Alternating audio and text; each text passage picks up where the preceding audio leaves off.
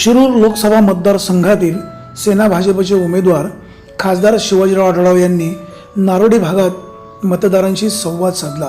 कोपरा सभामध्ये बोलताना खासदार शिवाजीराव आढळर म्हणाले, या मतदारसंघातील प्रत्येक गावातील प्रत्येक वाडी वस्तीतील प्रश्न सोडवण्याचा मी प्रामाणिकपणे प्रयत्न केला आहे।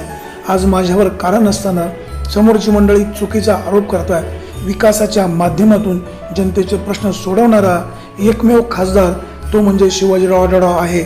या निवडणुकीमध्ये जनतेची मला साथ मिळणार आहे।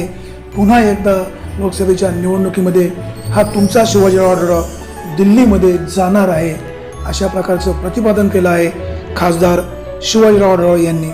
ब्युरो रिपोर्ट, विघ्नर टाइम्स।